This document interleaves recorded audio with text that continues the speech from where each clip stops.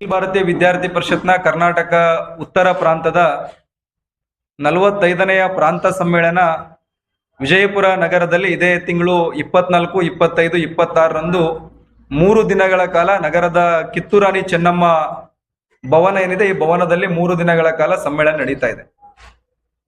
ವಿಜಯಪುರದಲ್ಲಿ ಈ ಸಮ್ಮೇಳನವನ್ನ ಕಳೆದ 25 ವರ್ಷಗಳ ಹಿಂದೆ ಅಂದ್ರೆ 2000ನೇ ಇಸ್ವಿಯಲ್ಲಿ ವಿದ್ಯಾರ್ಥಿ ಪರಿಷತ್ನ ಪ್ರಾಂತ ಸಮ್ಮೇಳನ ವಿಜಯಪುರದಲ್ಲಾಗಿತ್ತು. ಅದು 25 ವರ್ಷಗಳ ನಂತರ ಮತ್ತೆ ವಿಜಯಪುರದಲ್ಲಿ ರಾಜ್ಯ ಸಮ್ಮೇಳನವನ್ನ ಮಾಡಬೇಕು ಅಂತೇಳಿ ನಿಶ್ಚಯ ಮಾಡಿದಾಗ ಇಲ್ಲಿರ್ತಕ್ಕಂಥ ನಮ್ಮ ನಗರದ ಹಿರಿಯ ಕಾರ್ಯಕರ್ತರು, ಹಿತೈಷಿಗಳು, ಕಾರ್ಯಕರ್ತರು ಎಲ್ಲರೂ ಕೂಡ ಒಂದು ಸಂತೋಷದಿಂದ ಈ ಒಂದು ಪ್ರಾಂತ ಸಮ್ಮೇಳನವನ್ನ ಯಶಸ್ವಿ ಮಾಡಬೇಕಂತೇಳಿ ಹಲವಾರು ತಯಾರಿ ಕಾರ್ಯಗಳಲ್ಲಿ ಈಗಾಗಲೇ ಕೂಡ ನಮ್ಮ ಕಾರ್ಯಕರ್ತರು ನಿರತರಾಗಿದ್ದಾರೆ.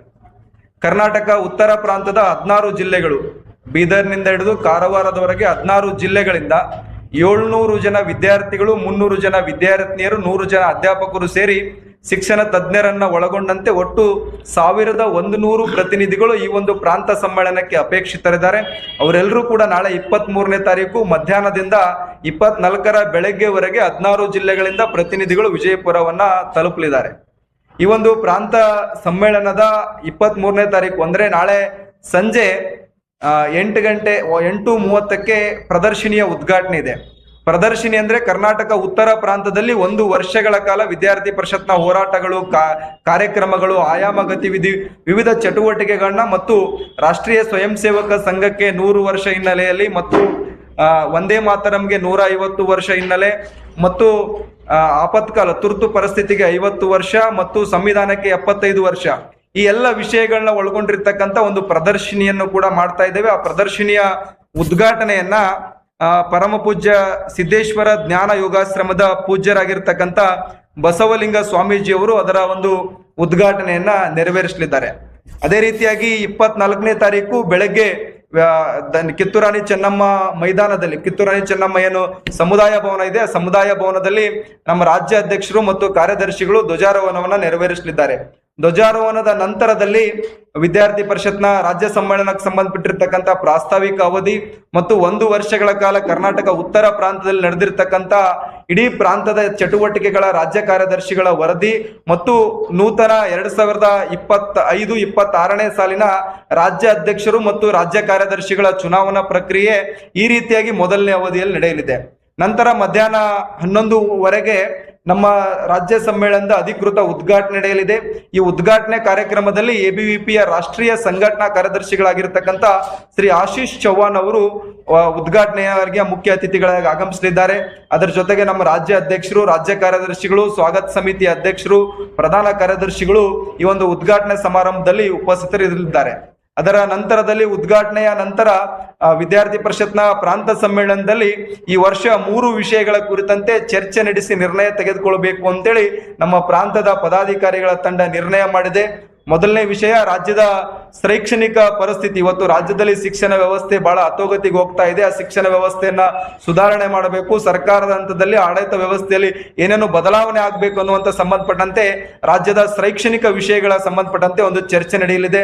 ಮತ್ತು ರಾಜ್ಯದ ವರ್ತಮಾನ ಪರಿಸ್ಥಿತಿಗೆ ಸಂಬಂಧಪಟ್ಟಂತೆ ರಾಜ್ಯದಲ್ಲಿ ಕಾನೂನು ಸುವ್ಯವಸ್ಥೆ ಆಗಿರ್ಬೋದು, ರಾಜ್ಯದಲ್ಲಿ ನಡೀತಾ ಇರತಕ್ಕಂಥ ಅತ್ಯಾಚಾರ ಪ್ರಕರಣಗಳಾಗಿರ್ಬೋದು, ಹಲವಾರು ವಿಷಯಗಳ ಬಗ್ಗೆ ರಾಜ್ಯದ ವರ್ತಮಾನ ವಿಷಯ ಅನ್ನುವಂಥ ವಿಷಯದಲ್ಲಿ ಚರ್ಚೆ ನಡೆಯಲಿದೆ. 3ನೇ ವಿಚಾರ, ನಮ್ಗೆಲ್ರಿಗೂ ಗೊತ್ತಿರುವಂತೆ ರಾಜ್ಯದಲ್ಲಿ ಹಲವಾರು ಸರ್ಕಾರಿ ಹುದ್ದೆಗಳ ನೇಮಕಾತಿಗಳು ಬಾಕಿ ಇದೆ. ಅದಕ್ಕೆ ಸಂಬಂಧಪಟ್ಟಂತೆ ಸರ್ಕಾರ ಏನೇನು ಮಾಡಬೇಕು ಅನ್ನೋಕೆ ಸಂಬಂಧಪಟ್ಟಂತೆ 3 ನಿರ್ಣಯಗಳ ಬಗ್ಗೆ ಈ ಒಂದು ಪ್ರಾಂತ ಸಮ್ಮೇಳನದಲ್ಲಿ ಚರ್ಚೆ ನಡೆಯಲಿದೆ. ಅದರ ನಂತರ ಈ ವರ್ಷ ವಿದ್ಯಾರ್ಥಿ ಪರಿಷತ್ತು ವಿಶೇಷವಾಗಿ ಕೆಲವೊಂದಿಷ್ಟು ಅಭಿಯಾನಗಳನ್ನ ತೆಗೆದುಕೊಂಡಿದ್ದೇವೆ. ನಾವು ಇವತ್ತು ಕಾಲೇಜಿನ ಕ್ಯಾಂಪಸ್ ಅಲ್ಲಿ ಇರ್ತಕ್ಕಂಥ ವಿದ್ಯಾರ್ಥಿಗಳು ಅತಿ ಹೆಚ್ಚು ಮೊಬೈಲ್ಗಳನ್ನ ಬಳಸ್ತಾ ಇದ್ದಾರೆ. ಅಂದ್ರೆ ನಾವು ಸ್ಕ್ರೀನ್ ಟೈಮ್ ನಿಂದ ಅವ್ರನ್ನ ಆಕ್ಟಿವಿಟಿ ಮೂಡ್ಗೆ ಒಯ್ಯುವಂತ ಅವಶ್ಯಕತೆ ಇದೆ. ಅದನ್ನ ಇಡೀ ದೇಶಾದ್ಯಂತ ಜನವರಿ 12 ಸ್ವಾಮಿ ವಿವೇಕಾನಂದರ ಜಯಂತಿಯಿಂದ ನಮ್ಮ ಕಾರ್ಯಕರ್ತರು ರಾಜ್ಯದ ದೇಶದ ಕಾಲೇಜ್ ಕ್ಯಾಂಪಸ್ಗಳಲ್ಲಿ ಅಭಿಯಾನವನ್ನ ತೆಗೆದುಕೊಂಡು ಹೋಗ್ತಾ ಇದ್ದಾರೆ. ಅದೇ ರೀತಿಯಾಗಿ ನಮ್ಮ ಪ್ರಾಂತ ಸಮ್ಮೇಳನದಲ್ಲೂ ಕೂಡ ಈ ವಿಷಯಕ್ಕೆ ಸಂಬಂಧಪಟ್ಟಂತೆ ಹೇಗೆ ವಿದ್ಯಾರ್ಥಿಗಳನ್ನ ಸ್ಕ್ರೀನ್ ಟೈಮ್ ನಿಂದ ಗ್ರೀನ್ ಟೈಮ್ಗೆ ಒಯ್ಯಬೇಕು, ವಿದ್ಯಾರ್ಥಿಗಳನ್ನ ಸ್ಕ್ರೀನ್ ಟೈಮ್ ನಿಂದ ಸ್ಪೋರ್ಟ್ಸ್ ಟೈಮ್ಗೆ ಒಯ್ಯಬೇಕು, ಸ್ಕ್ರೀನ್ ಟೈಮ್ ನಿಂದ ಸ್ಟಡಿ ಟೈಮ್ಗೆ ತೆಗೆದುಕೊಂಡು ಹೋಗ್ಬೇಕು, ಸ್ಕ್ರೀನ್ ಟೈಮ್ನಿಂದ ಅವರನ್ನ ಸೋಷಿಯಲ್ ವರ್ಕ್ ಟೈಮ್ಗೆ ತೆಗೆದುಕೊಂಡು ಹೋಗಬೇಕು, ಸ್ಕ್ರೀನ್ ಟೈಮ್ನಿಂದ ನ್ಯಾಷನಾಲಿಟಿ ಟೈಮ್ಗೆ ತೆಗೆದುಕೊಂಡು ಹೋಗಬೇಕು. ಈ ರೀತಿಯ ವಿಚಾರದ ಅವಧಿ ಈ ಒಂದು ಪ್ರಾಂತ ಸಮ್ಮೇಳನದಲ್ಲಿ ನಡೆಯಲಿದೆ. ನಂತರ ನಮ್ಮ 24ನೇ ತಾರೀಕು ಸಂಜೆ ರಾಷ್ಟ್ರೀಯ ಸ್ವಯಂ ಸೇವಕ ಸಂಘದ ಪ್ರಾಂತ ಪ್ರಚಾರಕರಾಗಿರ್ತಕ್ಕಂಥ ಶ್ರೀ ನರೇಂದ್ರ ಜಿ ಅವರು ಪಂಚ ಪರಿವರ್ತನೆ ವಿಷಯಕ್ಕೆ ಸಂಬಂಧಪಟ್ಟಂತೆ ವಿಶೇಷ ಭಾಷಣವನ್ನ ಮಾಡಲಿದ್ದಾರೆ. ನಂತರ 2ನೇ ದಿನ ನಾವು 25ನೇ ತಾರೀಕು ಬೆಳಗ್ಗೆ ವಿಶೇಷ ಭಾಷಣದ ಅವಧಿಗಳು, ಸಮಾನಾಂತರ ಗೋಷ್ಠಿಗಳು ನಡೆಯಲಿದೆ.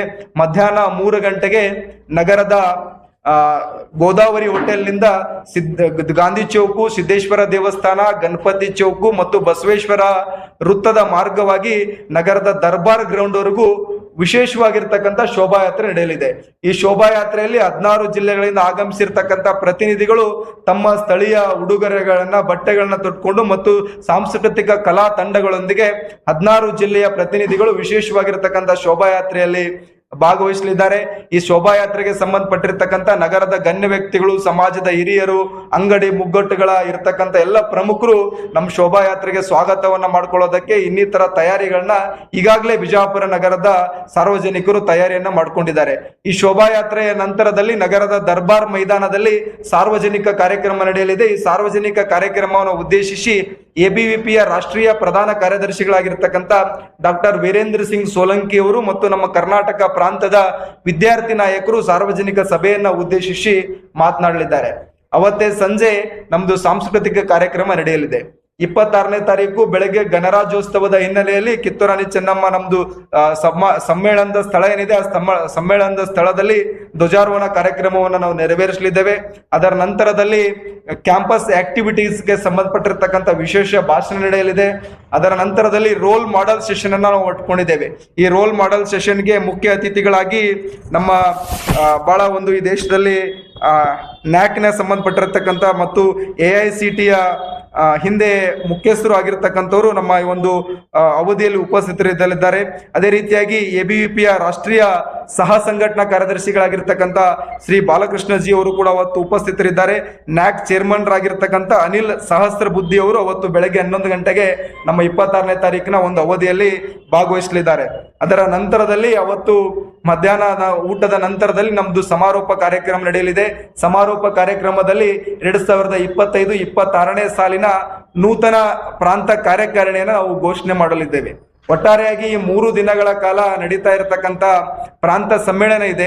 ಈ ಸಮ್ಮೇಳನಕ್ಕೆ ಸಂಬಂಧಪಟ್ಟಂತೆ ಸಂಚಲನ ಸಮಿತಿ ಆಗಿರ್ಬೋದು, ಇರ್ತಕ್ಕಂಥ ನಗರದ ಹಲವಾರು ಗಣ್ಯರು, ಶಿಕ್ಷಣ ಸಂಸ್ಥೆಗಳು, ಉದ್ಯಮಿಗಳು ಒಳಗೊಂಡಿರ್ತಕ್ಕಂಥ ಒಂದು ಸ್ವಾಗತ ಸಮಿತಿಯನ್ನು ಕೂಡ ಮಾಡಿದ್ದೇವೆ.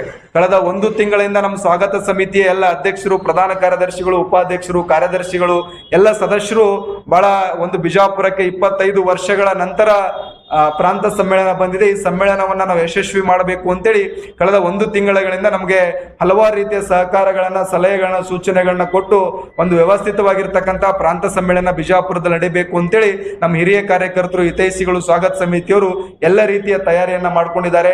ನಮ್ಮ ಸ್ಥಳೀಯ ಕಾರ್ಯಕರ್ತರು ಈಗಾಗಲೇ ಸಮ್ಮೇಳನದ ದೃಷ್ಟಿಯಿಂದ ಹಲವಾರು ರಾಷ್ಟ್ರ ಭಕ್ತರ ಚಿತ್ರಗಳನ್ನ, ಗೋಡೆ ಬರಹಗಳನ್ನ ಮಾಡುವಂತದ್ದೆಲ್ಲ ಮಾಡಿದ್ದಾರೆ. ನಗರ ಅಲಂಕಾರವನ್ನ ಮಾಡಿದ್ದಾರೆ. ಒಟ್ಟಾರೆಯಾಗಿ ವಿಜಯಪುರದಲ್ಲಿ ನಡೀತಾ ಇರತಕ್ಕಂಥ ಈ ಒಂದು ಎಬಿವಿಪಿಯ ಪ್ರಾಂತ ಸಮ್ಮೇಳನ ಏನಿದೆ, ಇದು ಪ್ರಾಂತ ಸಮ್ಮೇಳನ ಅಂದ್ರೆ ವಿದ್ಯಾರ್ಥಿ ಪರಿಷತ್ನ ಹಬ್ಬದ ವಾತಾವರಣದ ರೀತಿಯಲ್ಲಿ ನಮ್ಮ ಬರ್ತಕ್ಕಂಥ ಕಾರ್ಯಕರ್ತರಿಗೆ ಒಳ್ಳೆಯ ವ್ಯವಸ್ಥೆಯನ್ನ ಮಾಡೋದಕ್ಕೆ ವಿಜಯಪುರ ನಗರ ಈಗಾಗಲೇ ಸಿದ್ಧವಾಗಿದೆ. ಅದಕ್ಕೋಸ್ಕರ ಬರ್ತಕ್ಕಂಥ ಎಲ್ಲ ಪ್ರತಿನಿಧಿಗಳಿಗೆ ನಾನು ನಿಮ್ಮ ಮೂಲಕ ಮತ್ತೆ ಪ್ರಾಂತ ಸಮ್ಮೇಳನ ವಿಜಯಪುರ ನಗರಕ್ಕೆ ಸ್ವಾಗತವನ್ನ ಕೋರ್ತಾ ಇದ್ದೇನೆ. ಜಿಲ್ಲೆಯಾಗಿದೆ. ಇಂಥ ಒಂದು ನಾಡಿನಲ್ಲಿ ಈ ಒಂದು ಕಾರ್ಯಕ್ರಮ 25 ವರ್ಷಗಳ ನಂತರ ಏನು ಹಮ್ಮಿಕೊಂಡಿದ್ದಾರೆ, ಇದನ್ನ ಯಾವಾಗಲೂ ನಾವು ವಿಜೃಂಭಣೆಯನ್ನ ನಡೆಸ್ಕೊಡ್ತಕ್ಕಂಥ ಒಂದು ಪ್ಲಾನ್ ಅನ್ನ, ಎಲ್ಲ ಯೋಜನೆಗಳನ್ನ ಮಾಡಿ ಆಗಿದೆ. ಈಗಾಗಲೇ ನಮ್ಮ ರಾಜ್ಯ ಕಾರ್ಯದರ್ಶಿಗಳಾದಂಥ ಸಚಿನ್ ಕುಣಿಗೇಳಿಯವರು ಸಾಕಷ್ಟು ಮಾಹಿತಿಯನ್ನ ಅದರ ಬಗ್ಗೆ ಕೊಟ್ಟಿದ್ದಾರೆ. ಈ ಒಂದು ಬಿಜಾಪುರ ಜಿಲ್ಲೆ ಯಾವಾಗಲೂ ಆತಿಥ್ಯವನ್ನು ನೀಡುವಲ್ಲಿ, ವಿಜೃಂಭಣೆಯನ್ನ ತಂದುಕೊಡುವಲ್ಲಿ ಬಹಳಷ್ಟು ಸಹಕಾರವನ್ನು ಕೊಡ್ತಾ ಇದ್ದಾರೆ. ಗಣ್ಯರಿರ್ಬೋದು, ಉದ್ಯಮಿಗಳಿರ್ಬೋದು, ಮತ್ತು ಶಿಕ್ಷಣ ಸಂಸ್ಥೆಗಳಿರ್ಬೋದು, ಎಲ್ಲ ಕಾರ್ಯಕರ್ತರಿರ್ಬೋದು, ಹಿರಿಯ ಕಾರ್ಯಕರ್ತರಂತೂ ಎಲ್ಲ ಬೈಠಕ್ಕಿಗೆ ಬಂದು ಸಾಕಷ್ಟು ಯೋಜನೆಗಳನ್ನು, ಸಜೆಷನ್ಸನ್ನು ಮತ್ತು ಸೂಚನೆಗಳನ್ನು ಕೊಟ್ಟಿದ್ದಾರೆ. ಆ ರೀತಿಯಲ್ಲಿ ನಾವು ಈಗ 24, 25, 26 ಯಾವಾಗಲೂ ನಾವು ಯೋಜನೆ ಪ್ರಕಾರ ಏನು ಹಮ್ಮಿಕೊಂಡಿದ್ದೇವೆ ಅದು ಸರಿಯಾಗಿ ನಡೀತದೆ ಮತ್ತು ಶೋಭಾಯಾತ್ರೆಯ ಬಗ್ಗೆ ಸಾಕಷ್ಟು ವಿಷಯಗಳನ್ನು ಅವರು ಹೇಳಿದರು. ಇದೆಲ್ಲವನ್ನ ತಮ್ಮಿಂದನೂ ಸಹಿತ ನಾವು ಸಹಕಾರವನ್ನು ಬಯಸ್ತೇವೆ. ಇದು ಯಶಸ್ವಿ ಆಗಲಿಕ್ಕೆ ತಾವೆಲ್ಲ ಯಾವಾಗಲೂ ನಮ್ಮ ಜೊತೆಗೆ ಇರ್ತೀರಾ ಅಂತ ಹೇಳ್ತಾ ತಮ್ಮ ಮಾಧ್ಯಮದ ಮೂಲಕ ಇದನ್ನು ಸಾರಿ ಹೇಳ್ತಕ್ಕಂಥ ಅಥವಾ ಸುದ್ದಿಯನ್ನು ಕೊಡ್ತಕ್ಕಂಥ ಒಂದು ಕೆಲಸ ತಮ್ಮಿಂದ ಆಗಲಿ ಅಂತ ತಮ್ಮೆಲ್ಲರನ್ನ ವಿನಂತಿಸಿಕೊಳ್ತೇನೆ.